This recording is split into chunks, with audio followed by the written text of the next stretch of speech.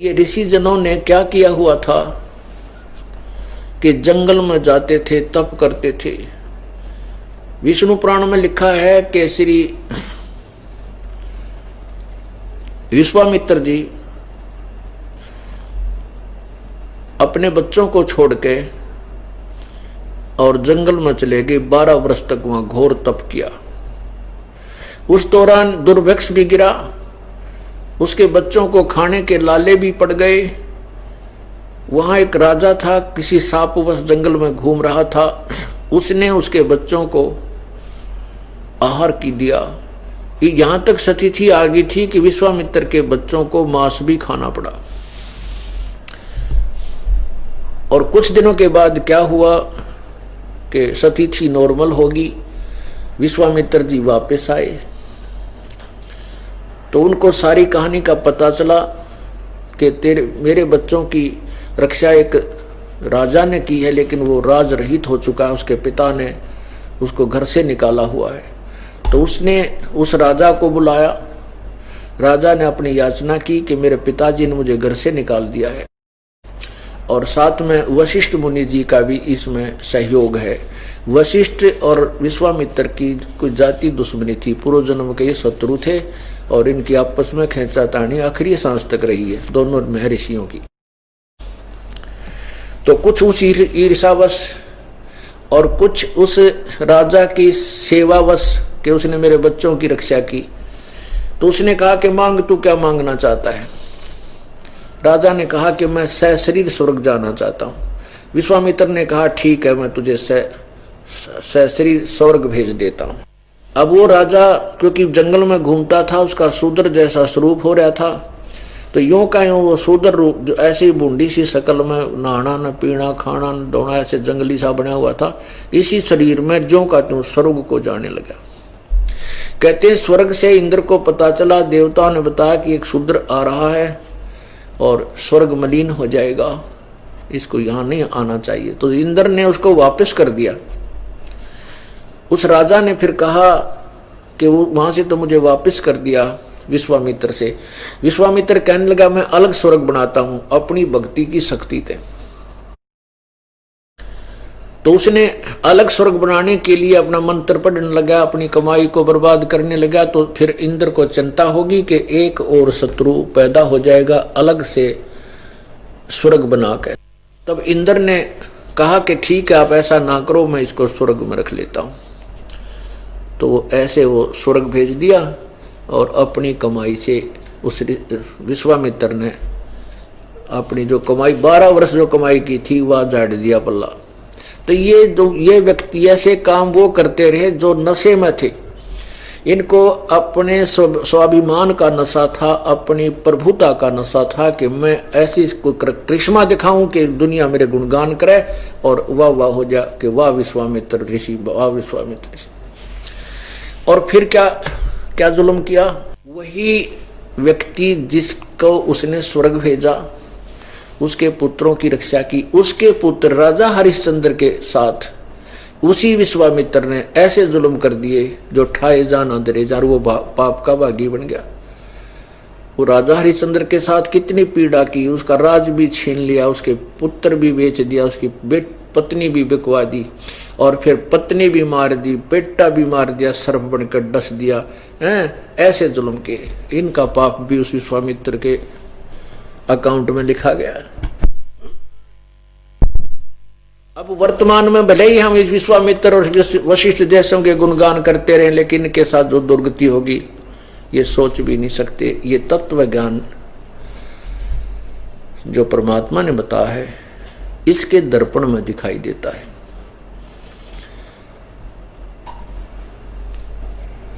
तो कहने का भाव यह है दास का कि परमात्मा जब आए,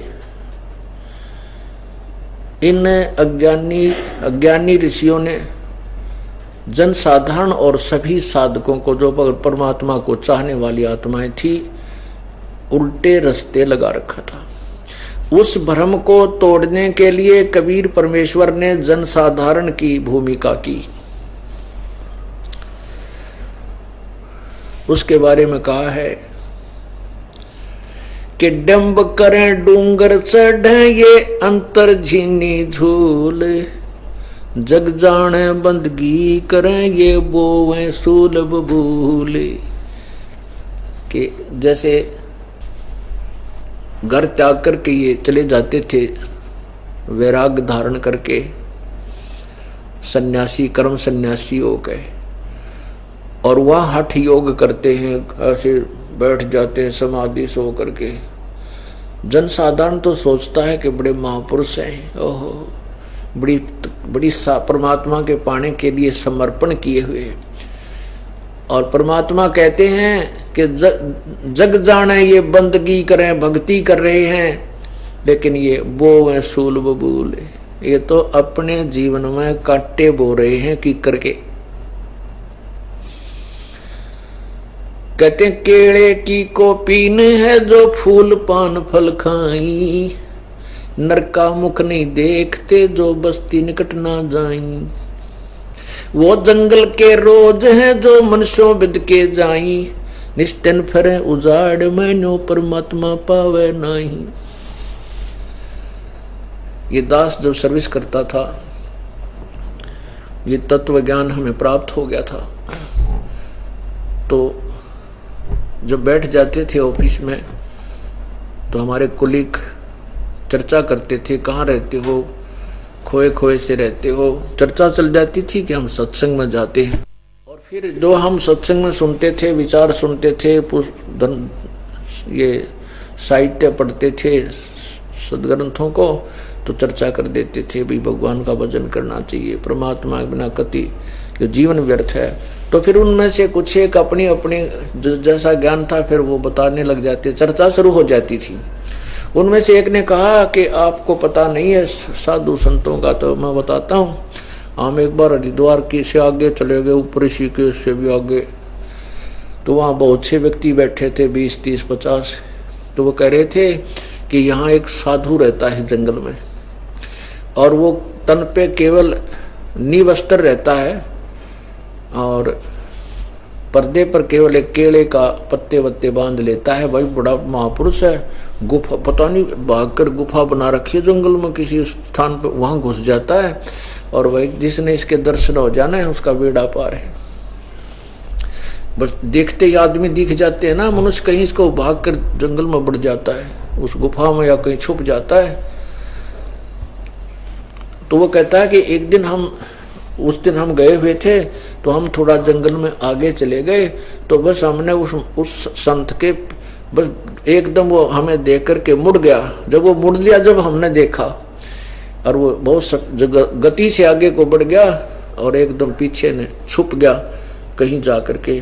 ओहो, बस थोड़ी सी कसर रहेगी, दर्शन हो जाते तो बेड़ा पार हो जाता। अब उन्हें कौन समझावे, तो उस डांगर तो बेड़ा पार होगा, बेड़ा गर्क होगा, जो बाजता अंडा आदमियां देख कर डर जा, जैसे रोज डरा करते हैं पशु, तो वो मोक्ष प्राप्ति करेगा। उसके बारे में परमात्मा कह रहे हैं, केले की कोपीन है ये फूल पान फल खाई, नरका मुख नहीं देखते जो बस्ती निकट ना जाई। वो जंगल के रोज हैं जो मनुष्यों बिद के जाही, निस्दिन फिरे उजाड़ में भाई नो परमात्मा पावे नाही। अगर ऐसे ही भगवान मिले तो अपना नंबर कैसे आ, फिर हम क्यों डरे डोए, फिर हम क्यों प्रयत्न कर रहे हैं परमात्मा पाने की। कोई क्या है कि गणेश की आरती को, किसी की आरती को, नवरात्रि को, फलाने रात्रि, फिर हम क्यों कर रहे हैं अगर वही तरीका परमात्मा पाने का फाइनल हुआ। परमात्मा ने यही अंधेरा हटाया आकर के। डेरे डंडे खुश रहो ये खुश रेल है ना मोक्ष, दरु प्रहलाद भाई उधर गए डेरे में क्या दोष। डेरे डंडे खुश रहो, यानी अपने जो भी आपका स्थान है, घर है, उसमें आराम से रहो। और कोई ये सोचा है कि घर त्याग करके ही परमात्मा प्राप्ति होती है, और कोई ये सोचे कि भाई शादी ना कराने से ही मोक्ष होता है, कहते हैं ऐसा नहीं। परमात्मा के जो ज्ञान को हम समझ नहीं सकते, इसलिए हम अधूरे से ज्ञान को पकड़कर मरोड़ी खा जाते हैं, उसका उल्टा अर्थ बना लेते हैं। कोई तो ये सोच, जैसे हमारे यहाँ भक्त रहता था एक आश्रम में, तो हम सत्संग में एक स्वाभाविक सा ज्ञान देते रहते हैं, और उसका उद्देश्य था कि मैं परमात्मा पाऊं, मन तो भगवान चाहिए, घर भी छोड़ रखा है।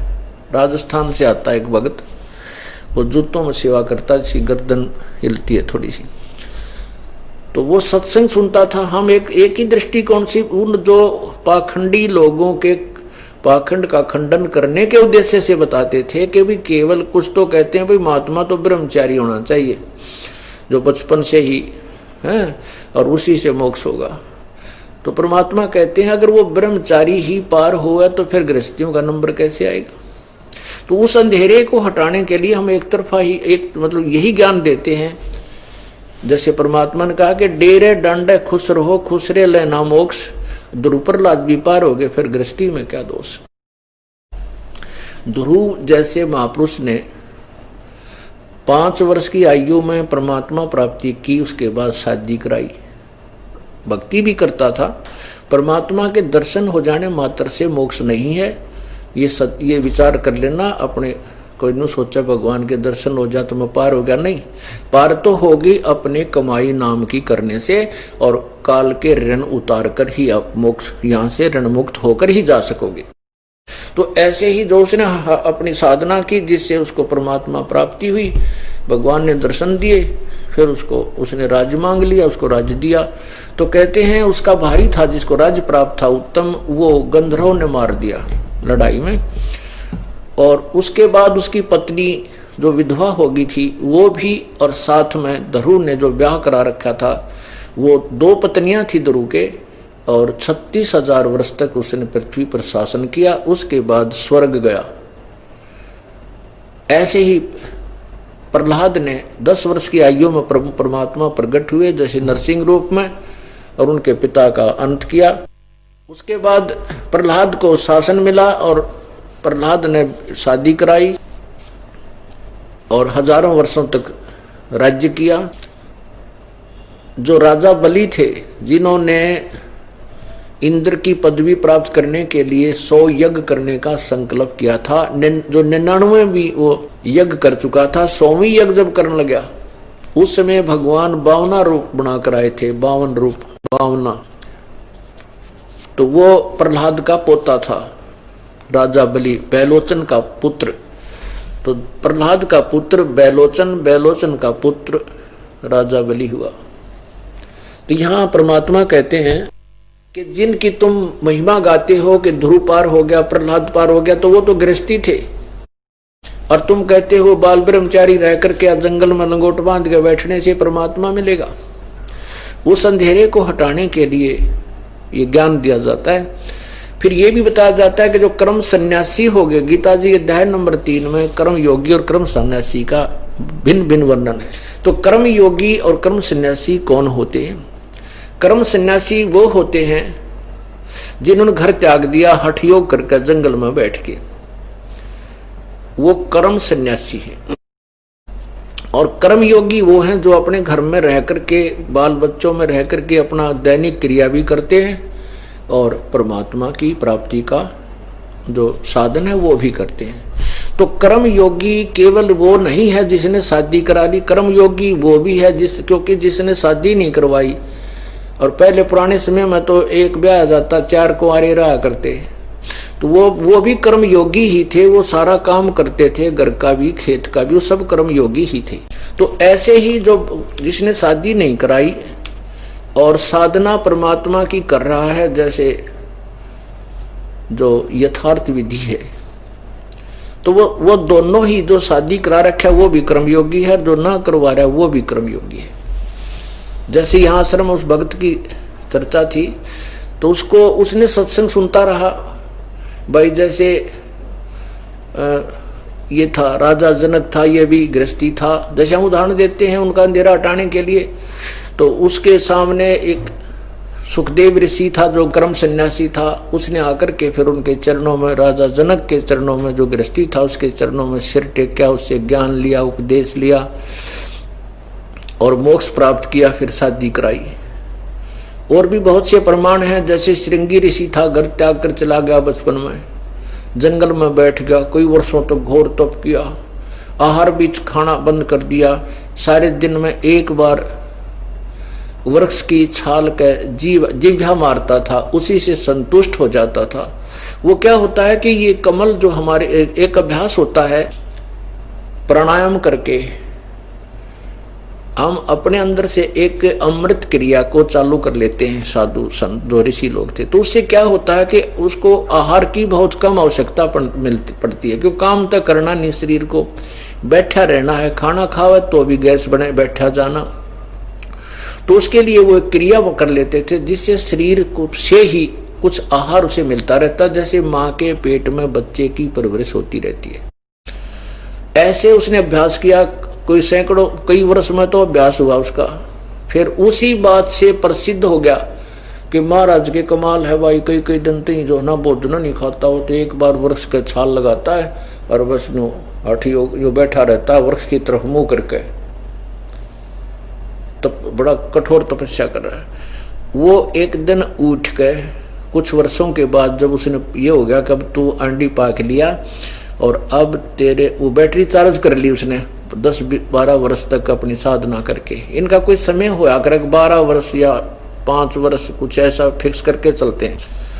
तो वो अयोध्या नगरी के पास जाकर बैठ गया। अयोध्या नगरी के बनी में पहले जंगल तो बहुत ज्यादा हुआ करते थे, बहुत ज्यादा वन होते थे, लेकिन बनी उसको कहते हैं जो नगर या गांव के आसपास का एक मिनी जो है फॉरेस्ट होता है, एक थोड़ा सा क्षेत्र होता है जिसमें वृक्ष बहुत होते हैं और उसमें उसको बनी बोलते हैं। तो उस बनी में जाकर बैठ गया जो गांव से 1-8 किलोमीटर तक भी चौड़ी हो जाती थी। तो उस जंगल में वो बैठा हुआ था। आसपास के लोगों ने देखा कि बड़े महापुरुष आए हैं और भाई वो तो ना तो आंख खोलते, आंखें बंद रखते हैं, एक बार वृक्ष के छाल के यानी पेड़ के जिब्या मारते हैं और सारा दिन कुछ नहीं आहार करते। तो कुछ लोगों ने उनको कई दिन तक छुप छुप के देखा, तो सभी ने गवाही दे दी भाई महात्मा के कमाल है, ये तो आंख नहीं खोलता और सारे दिन में एक बार वृक्ष का जिब्या लगाता है, सारा दिन अपनी भक्ति में लीन रहता है। इस बात का जिक्र पूरी अयोध्या में फैल गया अग्नि की तरह। राजा दशरथ के महल तक भी ये बात पहुंच गई। राजा दशरथ की लड़की थी जो कौशल्या से उत्पन्न हुई थी, उसके बाद इनका कोई संतान नहीं हुई थी कई वर्षों तक। वो जब तक 15-16 साल की हो गई थी तब तक इनका कोई संतान नहीं थी, पुत्र भी नहीं हुए थे, बाद में हुए थे रामचंद्र और। तो श्रृंगी ऋषि की वो महिमा वहां महलों तक भी, रानियों तक भी पहुंच गई, लड़की को भी पता चला।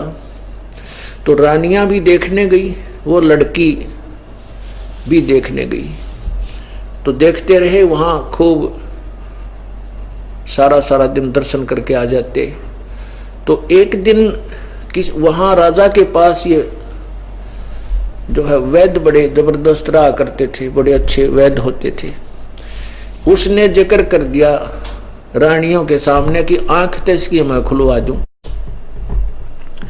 तो रानी बोली कि बताओ कैसे खुला। उस लड़की ने कहा कि वैद्य जी आप उस महापुरुष की आंखें खुलवाओ, हम उनकी सेवा करेंगे, भोजन कराएंगे, उनके जो है ना हमें कुछ लाभ मिला। तो बैठे हैं।